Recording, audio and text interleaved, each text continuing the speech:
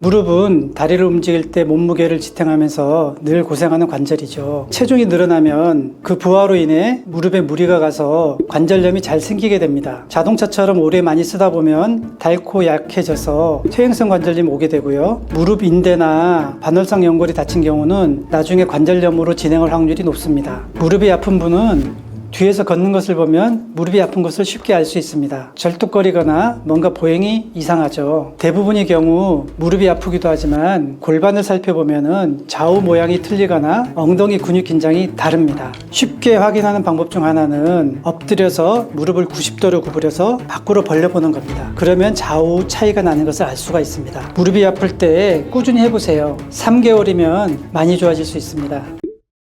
무릎이 아플 때 무릎만 보지 말고 이것을 확인해야 합니다. 이것 때문에 무릎이 낫지 않고 고생할 수 있어요. 무릎이 아파 몇 년째 고생하시는 분들은 관절에 좋다는 식품도 꾸준히 드시고 치료기기 한두 개는 집에 두고 쓰고 계시는 경우가 많습니다. 다들 인터넷 검색해서 관절 잘한다는 병원 찾아서 치료를 받아보셨을 겁니다. 치료 후전돼서 건강한 일상을 찾는 분도 계시지만 여전히 계속 아파서 고생하시는 경우도 있죠. 최선을 다해서 노력하는데 통증이 지속된다면 계속 이렇게 살아야 하나, 결국 수술해야 하나 걱정이 되기 마련입니다. 왜 낫지 않고 고생하는 걸까요? 먼저 무릎이 왜 아픈지 알아보겠습니다. 무릎은 다리를 움직일 때 몸무게를 지탱하면서 늘 고생하는 관절이죠. 체중이 늘어나면 그 부하로 인해 무릎에 무리가 가서 관절염이 잘 생기게 됩니다. 자동차처럼 오래 많이 쓰다 보면 닳고 약해져서 퇴행성 관절염이 오게 되고요. 무릎 인대나 반월성 연골이 다친 경우는 나중에 관절염으로 진행할 확률이 높습니다.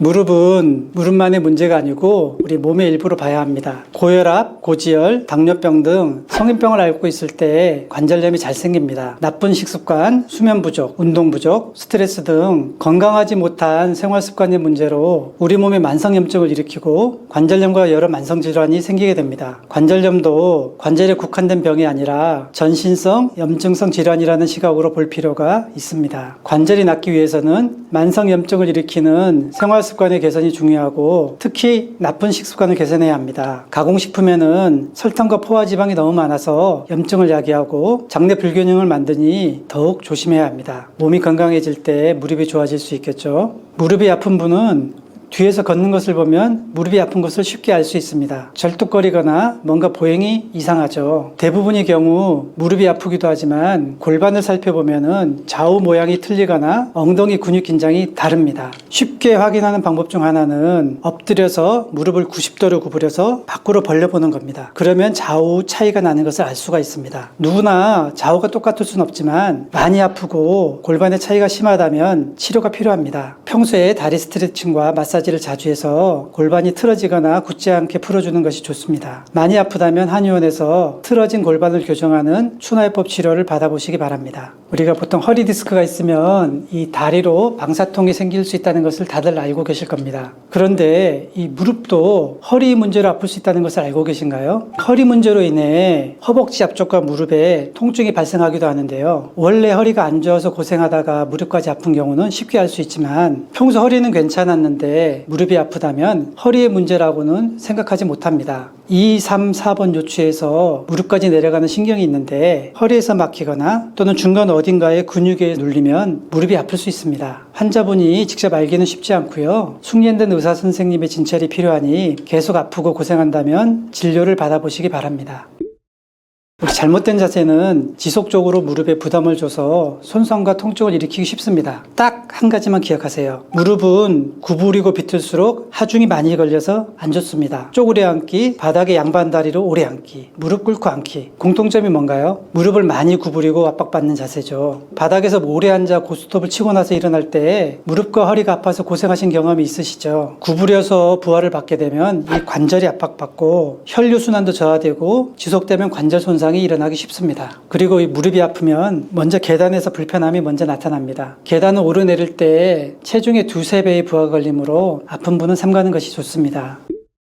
무릎이 아플 때 꾸준히 해보세요. 3개월이면 많이 좋아질 수 있습니다. 무릎뼈는 허벅지 근육을 정강이로 이어주면서 무릎 관절이 원활히 움직일 수 있도록 지렛대 역할을 합니다. 무릎 통증이 있는 분들은 무릎뼈 주변이 딱딱하게 굳어 있어 통증이 증가하는데요. 특히 관절염이 있는 분들은 이 무릎뼈가 굳어 안 움직이는 경우가 많습니다. 무릎이 아픈 분들은 굳은 무릎뼈를 풀어주는 것이 중요합니다. 먼저 무릎뼈 주변을 꾹꾹 눌러주는 겁니다. 양엄지로 이렇게 무릎뼈를 빙 눌러서 꾹꾹 눌러줍니다. 이렇게 누르다 보면은 풀리면서 시원한 느낌이 들 겁니다. 누르다 보면 더 아픈 곳이 있습니다. 안 좋은 곳은 더 아프고 딱딱해서 이런 곳은 집중적으로 눌러서 긴장을 풀어줍니다. 누구나 이 무릎에 피로가 쌓이니 1분 정도 눌러주면서 그날에 쌓인 긴장을 풀어주는 것이 좋습니다. 두 번째, 무릎뼈 움직임 늘려주기입니다. 건강한 분들은 이 무릎뼈를 상하좌우로 밀어보면은 잘 움직입니다. 하지만 이 무릎이 아프신 분들은 이 무릎뼈가 굳어서 잘 움직여지지 않는데요. 무릎뼈가 원활하게 움직일 수 있도록 가동 범위를 늘려줘야 합니다. 무릎뼈를 아래로 쭉 밀어내린 후 5초를 유지합니다. 하나, 둘, 셋, 넷, 다섯. 무릎뼈를 위쪽으로 쭉 올린 후 5초를 유지합니다. 하나, 둘, 셋, 넷, 다섯. 무릎뼈를 바깥쪽으로 밀고 5초를 유지합니다. 하나, 둘, 셋, 넷, 다섯. 무릎뼈를 안쪽으로 당긴 후 5초를 유지합니다. 하나, 둘, 셋,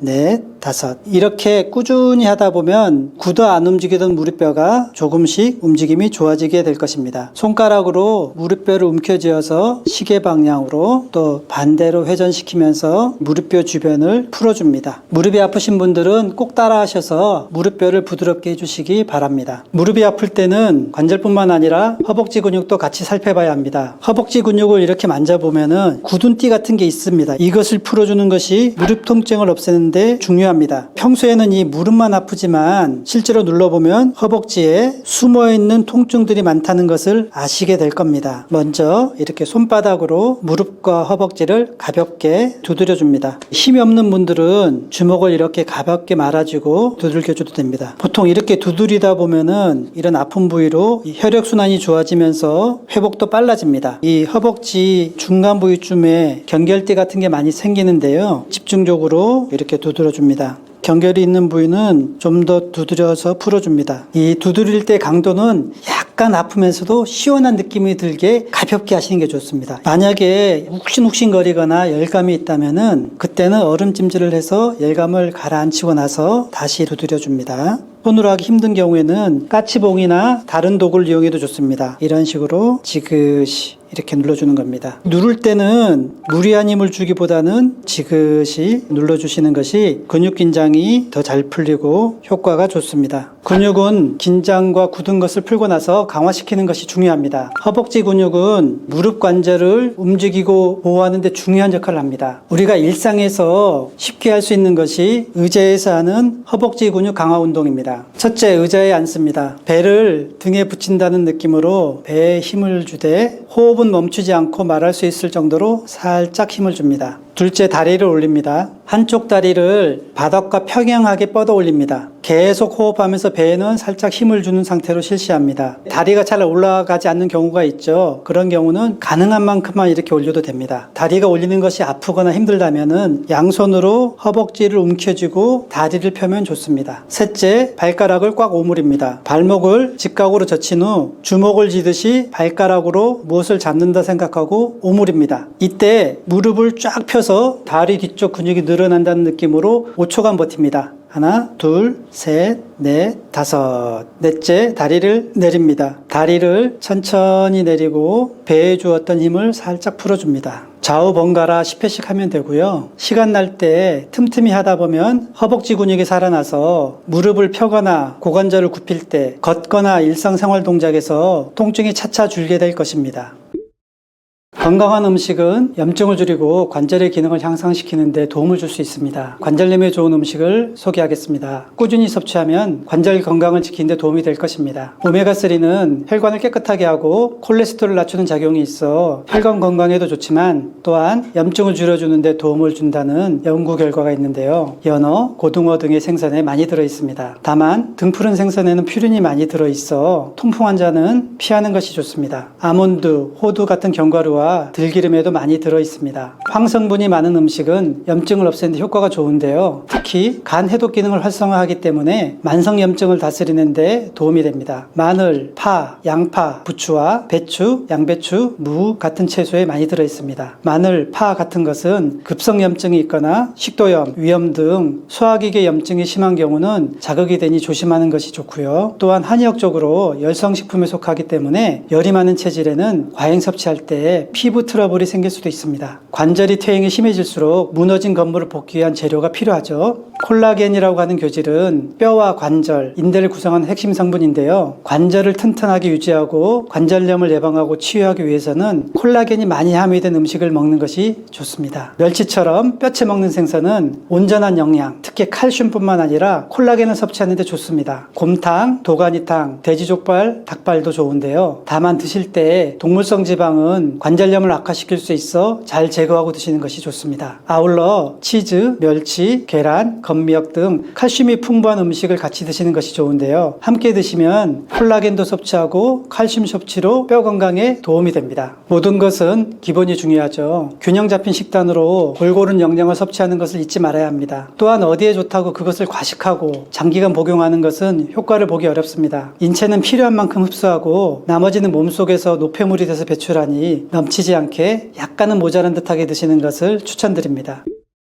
과도한 설탕이나 액상과당이 많은 것은 만성염증의 주범입니다. 너무 달달한 빵, 케이크, 탄산음료 등은 피하는 것이 좋겠죠. 피부가 안 좋거나 통증이 있는 경우에 설탕을 끊어보면요, 피부도 깨끗해지고 통증도 줄어드는 것을 느낄 수 있습니다. 과도한 설탕 섭취는 단순히 치아만 썩게 만드는 것이 아니라 비만도 생기고 염증이 잘 생기는 체내 환경을 만듭니다. 염증을 줄이려면 설탕을 피하는 것이 좋습니다. 또 먹는 습관도 중요하죠. 무릎이 아프다면 야식은 하지 말아야 합니다. 야식은 다이어트 할 때 꼭 피해야 하는데요. 관절염과 성인병에도 역시 좋지 않습니다. 허전한 마음에 밤에 치킨과 맥주를 시켜 배불리 먹고 잔다면 어떻게 될까요? 기분은 좋겠지만 위장은 밤새 소화시키느라고 고생하고 불완전 소화로 발생한 노폐물과 독소로 인해 아침에 일어날 때 피곤하겠죠. 이런 생활이 반복되면 해독하는 간도 무리가 가고 비만도 생기고 만성염증으로 인해 관절 통증이 심해지게 될 겁니다.